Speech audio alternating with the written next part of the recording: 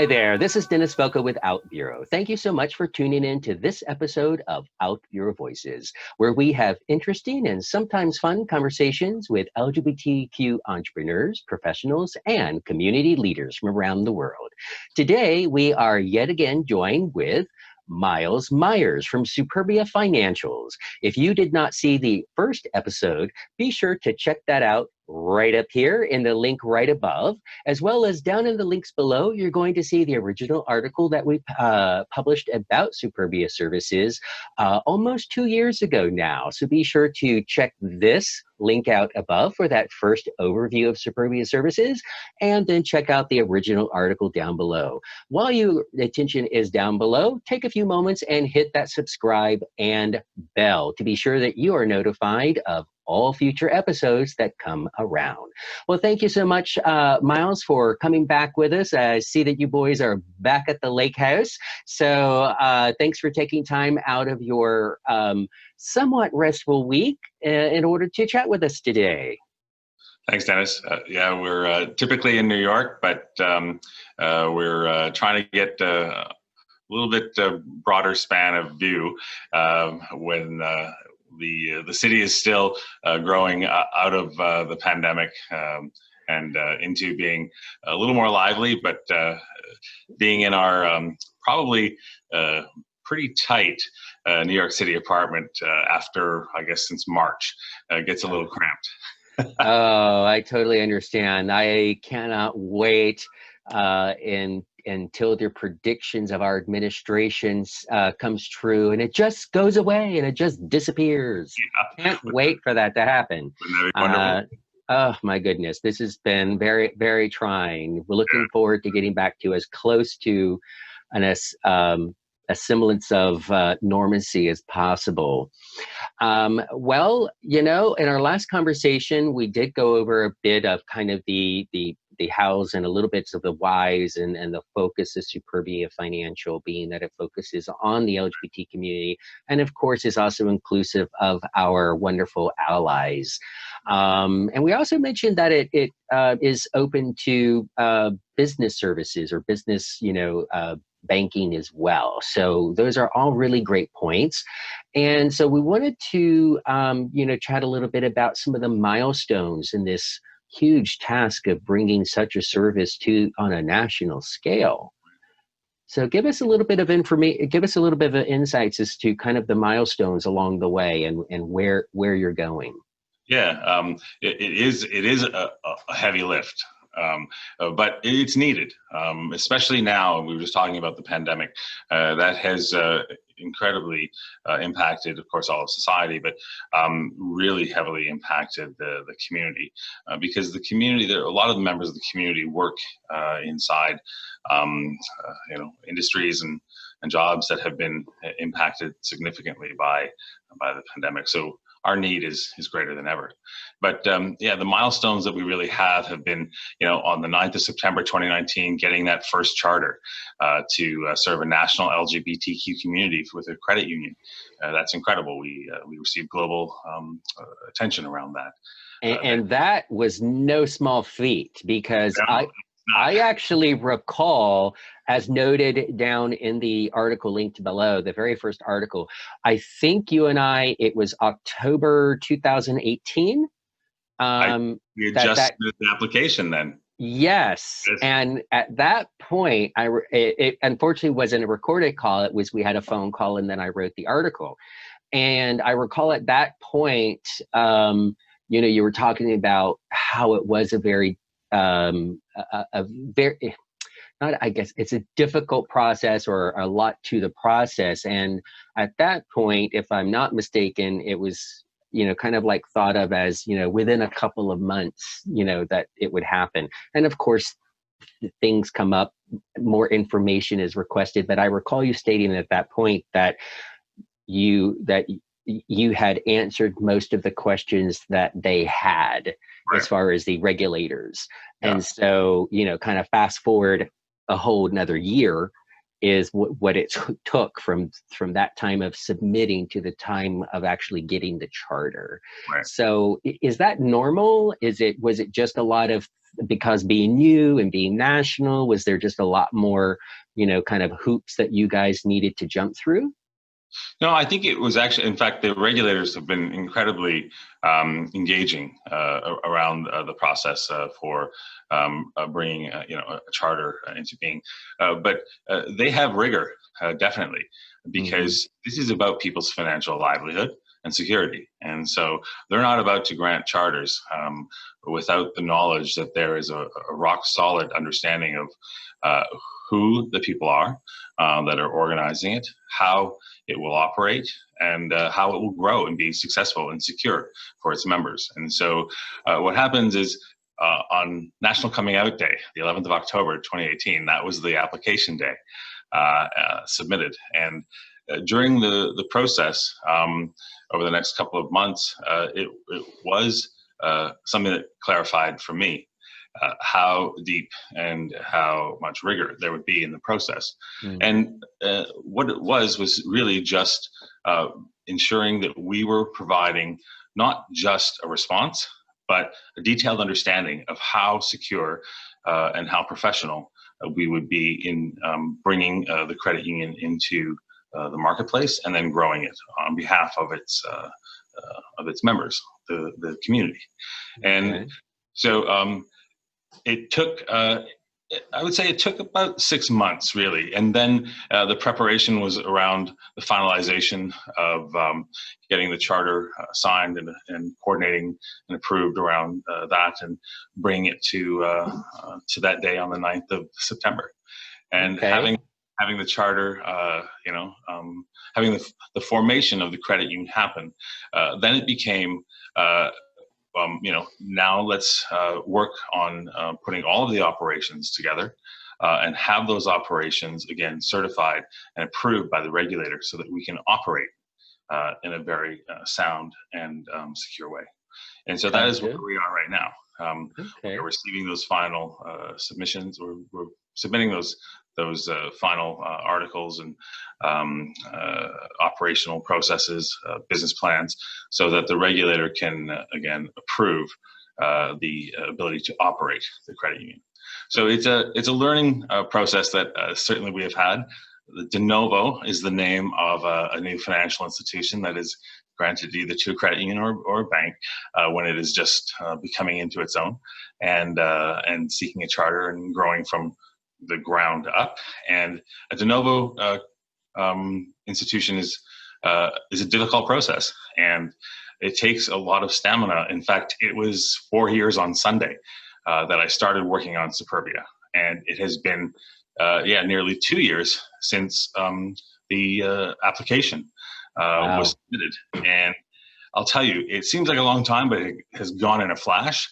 There has been so much activity that has been around the development of the credit union, but also around Superbia Services, which is we've talked about is a larger organization that aligns to the mission and the work of the credit union that is in the branded house of Superbia. And so we bring more than just a banking solution to the marketplace. We bring solutions in insurance and health insurance and in wealth management. That's going to be very interesting, but I need to back up for just a second. And it's just my entrepreneurial and inquisitive going, kind of questioning something. And in a hope, it's not a bad way, just a, kind of wondering why. So you live in New York, but you're chartered in Michigan, right? So do you also like own property in Michigan, or what was the tie to Michigan? Was it kind of like Delaware, where most corporations are, even though they're all over the US, are incorporated in Delaware? Is there something about Michigan that made that the best place to create this original charter in? Actually, what I had done was I talked to the National Association of commissioners, financial institution commissioners, for all of the states, and just talked to them about the criteria that I was looking for in starting a credit union for the community that would be national and would be virtual. And what happened was I was provided a number of states for which this would work best with, I think, the regulation and the acts that exist in each of the states. And because we had a relationship with a provider already established in Michigan, they actually said, "Oh well, we can bring an introduction to the regulator in Michigan," and that's really how it started. And so Okay. Michigan was very open and understanding about the need for the credit union. And we have been very pleased with the state of Michigan and the great state of Michigan and what they have done for, doing their job in making sure that this is going to be a secure and sound effort and operating credit union for the community, but in being open to the engagement and certainly to the vision and serving the community. Okay. And I imagine you probably have to be first certified within a state to then take it to the next step of being a national, probably.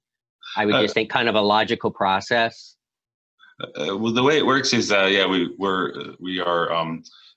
we receive our charter in the state of Michigan, but we are structured in a way that we can serve the national audience. Oh, And I see. so our approval for the charter really sticks and stays with Michigan. That is our regulator. But we are allowed to serve a national audience. We do work with the national regulator. The national regulator provides the deposit insurance for the credit union. And so that is an insurance application for the deposit insurance. Much like on the banking side, you would see FDIC. On the credit union side, you have the National Share Insurance Fund. Oh, I see. So it's the equivalent of an FDIC. Right. Yeah. Okay. Well, that's always good to know. Yeah. So there's the same level of insurance security around your deposits in a credit union as there would be in the banking institutions. Oh, okay. Well, wonderful. So in our last conversation, you mentioned when you did get the announcement here on September 9th last year, you got lots of world attention, news all over, and that's coming up now that was 11 months ago. Right. So kind of, what's been happening in the last 11 months with Superbia Services? Sure. Superbia has been really focused on bringing the credit union into full operation. And I can tell you, there is a ton of activity underneath the credit union to allow you to swipe that card at your local drugstore or at the restaurant or gas bar to make that transaction happen. So many stakeholders. And so we've been working with all of those operating stakeholders to pull them together and to ensure that we have a solid and secure operating platform that serves the nation. And of course, there is the ability to acquire new members and put them into the membership. And all of this takes an incredible amount of effort and time, and literally have had hundreds of people working on probably hundreds of projects underneath a very large project to bring the operations into being. And so that has been our focus. And we are, of course, seeking, as we move through this, the approvals from the regulator to give us the certification that the operations are solid. And so that is our goal right now. And of course, the regulators are incredibly busy, and even more so now with what's happened with the shakeup in financial institutions because of the pandemic. And so our timelines for how and when we open, are a collaborative work with the regulators. And that's it's a difficult place to be because, of course, we want to bring the solutions to the community as quickly as possible, but we also want them to be as secure as possible, and we want that backing and that approval, of course, of the regulators. So this is where we are working as a team to bring this to the community. This is a long-term solution that will allow the community to access products and services free of bias and discrimination that has been locking us out of the ability to own an asset and have that accumulate, get a student loan. These are the statistics and the understandings that we know exist in the marketplace, and it's time for that to stop. And Superbia Services does that across the spectrum of financial services, and Superbia Credit Union specifically does it in banking.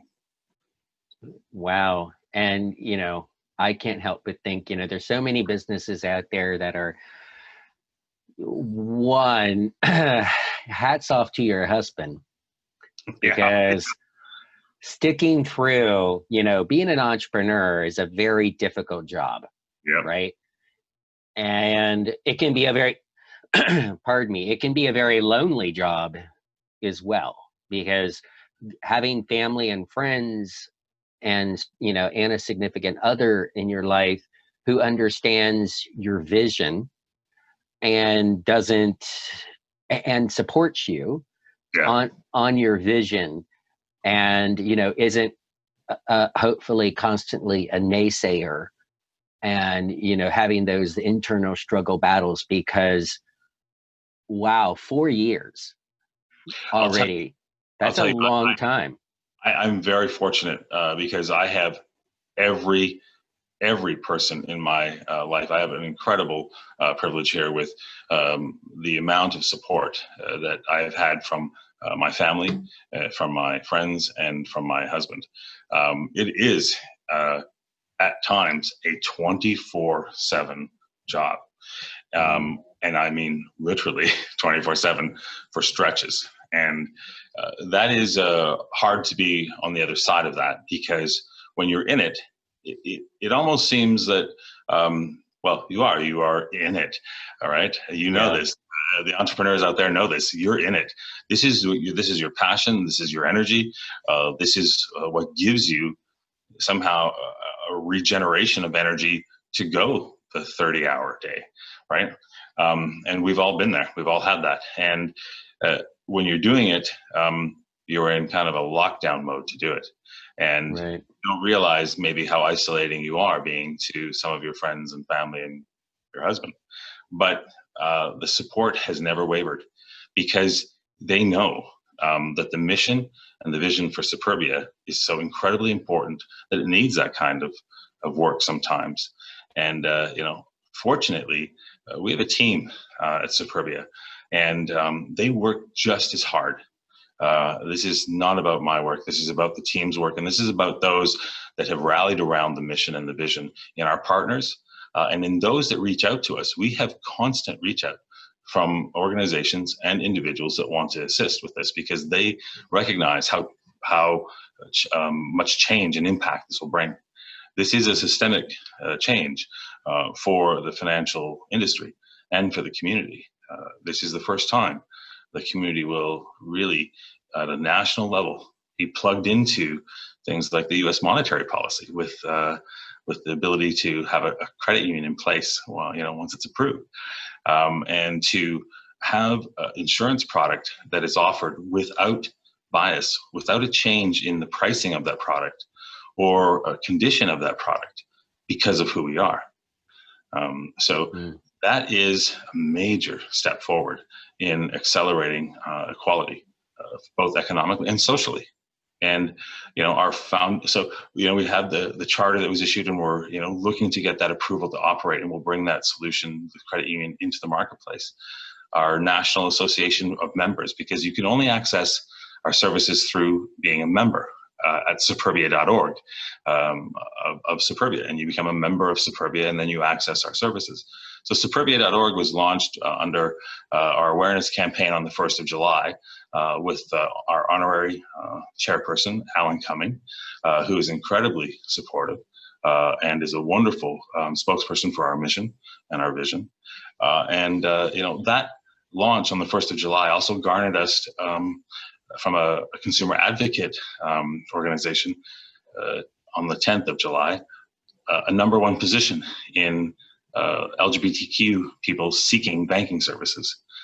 So we were listed over and above 4 other massive banking institutions in the country as the number one place to go.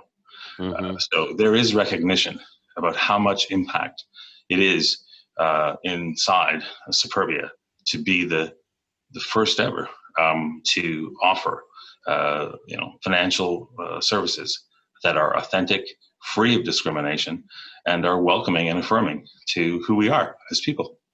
Yes, how exciting. But like, just getting back, what a long road, and a necessary long road. And putting the entrepreneur hat on, there's also, luckily, I guess for you also, is the roadblocks, the barriers to entry are quite high. So it's not like you're going to have competition coming on, 3 months after you finish opening the doors, right? Like a local coffee shop would, or something like that. This isn't just throwing up a WordPress website with a few plugins and calling it good and there you go, right? This is very intensive. It is an in-depth, intense exercise, and we have, we have a lot of very professional and experienced people that work on the team. To understand, the operations, to understand how we need to reach and speak to the community. We have a partnership, that's about to be launched, with a press release that's coming out with Centrelink, which is the national association to all of this LGBTQ centers across the country, or at least more than 250 of them, right? So those types of, going out and reaching into the community and engaging with the community at a level, that is broad enough to reach the national audience, but also understands that we need to impact locally. So we are a national organization, but we need to impact locally. We need to get to the individual and have that individual experience what it is to be welcomed into financial services, and have that financial provider interested in solving the problem in your life. And that is what Superbia Services does. And we can't do that unless we are engaged with the community. And so that is another, another level of, expertise and ability that we have to have, which is not just run a national financial institution of some kind, but we need to be able to connect and be with the community. And so we have these capabilities that are quite disparate in what they need to look like. If you think about engaging with people, it is very different than building an insurance product. And so we have a span of those capabilities inside Superbia Services. So it is a heavy lift. It is a complexity to it, but it is worth it. The amount of change and impact that this will bring is what drives everyone that is here working on all of these. And our relationship with Centrelink is incredibly important because it allows us to speak directly to the community through all of those centers, which of course, are the heartbeat of a lot of, the LGBTQ communities across the country. People live where they live, and they know and understand their community. And we need to show up and be there for the community at that level. Absolutely. That is wonderful. Now, we did touch on that you'll have business services, business banking. Will there also be, business payment processing, perhaps? Right. So, as a de novo, I think I mentioned it in perhaps the last episode, we are a new institution, and so we grow into a lot of these services. Certainly. So, we have a lot of regulatory compliance that we work with. And as we grow our portfolio of services, we become more complex and sophisticated. And we work with the regulator and with the market that's going to receive these products and services, so that we're putting the products in place that are actually helpful. So we have to do our homework at our end and research the products and make sure that they're solving the problems that the community is having, not just putting out another banking service, not just putting out another life insurance product, or Right. the next benefit in a health insurance product. We look and research, how is this going to help the problems in the community? If you are on, in life insurance, for instance, if you are on the prescription that helps to prevent the spread of HIV, many insurance companies will either deny you or will charge you a very different price for being on that product. Really? That does not fit at all with the understanding of how you price risk in an insurance product, because we are actually reducing risks by taking those prescriptions. Right. And the insurance companies are penalizing us for that. So when that happens, that's a bias, a discriminatory practice. And so this is the type of thing in insurance that we're going in, and we are taking that out of the system. And if you think about how large the industry is and what that would mean to take that out, that is a massive undertaking. But I'll tell you, we're doing it. And not all insurance companies do that, but most do. And so it is very difficult. Yeah, it's a very difficult market. And what's interesting, yes, I know that medications has, potential side effects, but what medication in the planet today, because they're all synthetic, what doesn't have side effects? I mean, I joke whenever I'm sitting with family, you'll see some drug come on the TV and they start listing the side effects, and, may cause nausea, may cause blindness, may cause seizures. And it's like, why don't you just say you're going to die if you're going to take this stuff? It's like, it gets a little crazy. So interestingly, we get shots. We get shots to prevent things. You can get a shot to prevent shingles. You can get, you can be effectively vaccinated against, I think, Hep A and B, right? So those types of preventative shots are not, in my understanding, influencing your insurance application. Right. Well, they might not have as many potential side effects. Like, I do know people who have had, this one fellow who have had double hip replacement because of the bone degeneration of those medications. But so there's maybe a higher medical risk, but at the same time, look, if someone does get HIV because they're not taking it, look what the cost of that is, to an insurer. But what would be interesting is to understand, okay, well, for all this plethora of medications out there that also cause devastating, side effects, are those being penalized? Just to know, is there true biases against this because it's the LGBT population? But of course, that's exactly the point, right? Which is, as you started with, in stating that there are side effects to everything. And so it is understanding which ones are unfairly being applied to us. Mm-hmm. And that is where we take that out of the system. And Very so we cool. go very deep into the system, working with reinsurers who are the ones that are behind the insurance companies, and work with them to start the removal process of those biases. So it is an undertaking, but it is worth it. This is what has allowed 4 years of work and energy, and from that entrepreneurial perspective,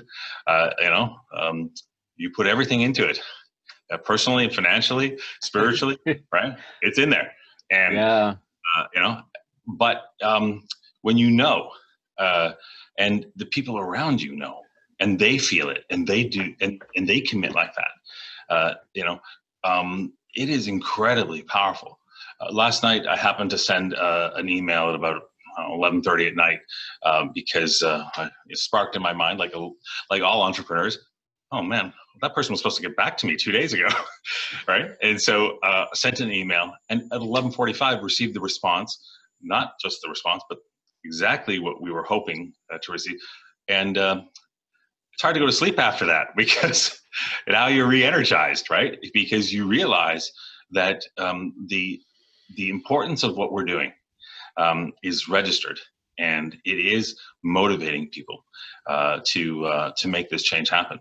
And this is not a lonely exercise. It can be lonely because you make it lonely because you get focused, but it is not a lonely exercise. There are just hundreds of people that are coming to make this occur. And certainly the launch of Superbia.org, where you can join and be a member of Superbia, has spirited us along, because we are, collecting members, and those members are going to be, the ones that are the initiators of this instrument of Superbia, which is, really there in the hands of the community to drive out discrimination and put in and back in the benefits as first benefit to the community. All the work that we'll do through our foundation. It was the 16th of August last year that our foundation was incorporated. And so, we give back to the community. The credit union gives 100% of anything over and above its operating requirements and its growth requirements back into its membership to the community.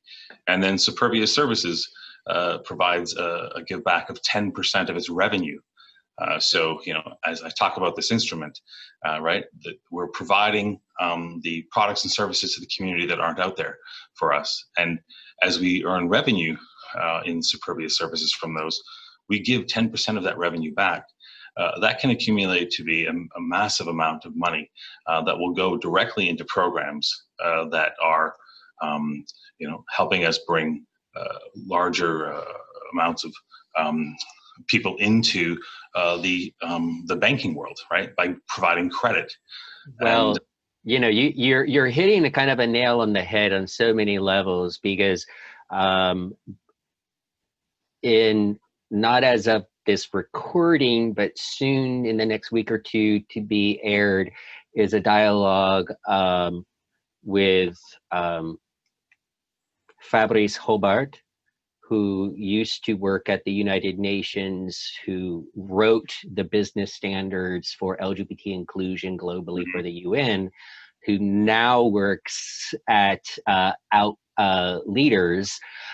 He and I did a conversation like this, and we were talking about, how the vast majority of LGBT nonprofits who are serving our community are severely underfunded. And so, just like, you're doing OutBüro's, 10% of our funds go into community organizations as well. That still under works. But so it's important for us to give back. And so that's where, and I realize products and services will come out as they need, but if I'm sure it's on your radar, but I just want to get back to reiterate that point is, having the business business credit card, transaction processing would be such a huge point, because think about all of our local restaurants and bars and business owners who every transaction that they do could go towards funding this. So could you imagine that day? Close your eyes and imagine that day when that local business owner using your business credit card processing is taking the credit card, the debit card from their customer, and it's also a Superbia debit card, right? That's amazing, because you know why? That is putting our money as a community, keeping it in the family, honey. Absolute best use. That is exactly what we have in our plans, and it takes, it takes an incredible lift and a village, a community to make this happen. We are part of the community. We are so excited by the launch of Superbia into the marketplace, and by bringing our products and services later this year into the hands of the community. No more urgent time than now.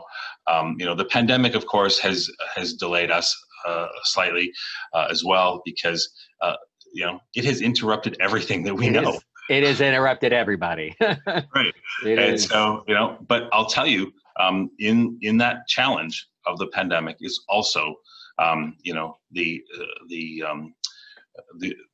the motivation and understanding that this is why Superbia is needed. Because who is going to turn to the community and assist the community in the aftermath of this? It will be periodic and spotty, and we are not going to be that provider. We are going to be there for the community, but we are new, and we're have to grow into. We're coming out, and as you come out, you are able to provide more of yourself to those around you. And that's what it's like for us as Superbia. We're coming out and we're providing more of ourselves, and we're growing into ourselves and becoming confident and strong. And that takes some time. And and we have the regulators that we work with, and we want to do this right. We're here for the long-term future of the community and to provide sustained funding through our foundation to all of the issues that we are facing, and to do that in a way that can build out. Can you imagine building out a program that is there to be a safety net for homelessness, for aging LGBTQ, and knowing that one year you have a budget and it will grow by 20% the next year, and just knowing that, and you're providing a service, that is the type of sustainability and stability that we are looking to bring in this instrument of Superbia. Well, that is awesome, and I'm sure we could do a whole nother show just in and around that, and ideas on how to implement it, things that I want to do, things that you're doing, and I would love to have those kind of conversations with many organizations, because again, that could be a whole nother episode. Just because there is so much disparateness in the community, and there's so much overlap, and it's okay, but how do we fund the organizations who support our communities? You're looking at doing what you're doing, I'm looking at doing what I'm doing, and so where there are overlaps, where there are gaps, and how do those organizations that we support get chosen? Right. Just there's so much depth to it. So perhaps that could be a future dialogue. And Myles, at any point, again, when you have ideas on, hey, Dennis, let's get on and let's do a 30-minute session. Feel free at any point to reach out to me proactively. You do not need to wait for me to contact you. Please feel free to reach out to me, and know that that's an open door invitation for you. I absolutely love what you're doing. I loved what you were doing 2 years ago. I love what you're doing now. I think there's a lot of great opportunity for it, and I would love to continue to be a part of helping you get the word out, because it is exactly on point with what I am striving to do. Our mission, my mission here at OutBüro, is about supporting, amplifying, and celebrating what LGBT entrepreneurs and professionals are doing. So we are absolutely aligned. Thank you, Dennis. And I'll tell you, having coming up on our 2-year anniversary, then you've been here half the time. So because it's been 4 years since I've been working on this, and so it's good to know that we have this relationship, and that we can bring our milestones and our achievements and our successes and the impact to you, and get that word out, and help build the importance of OutBüro itself. I appreciate that. Just have James put it on your calendar for about every 6 months or so. How about that? Perfect. I will actually have them do that. Absolutely. Awesome. Well, thank you, Myles, so much for a little bit more in-depth conversation about the services and the benefits of Superbia Services. So, folks, please do check out the links below. Make sure that you see the first video as well as this one. We'll cross-link those two.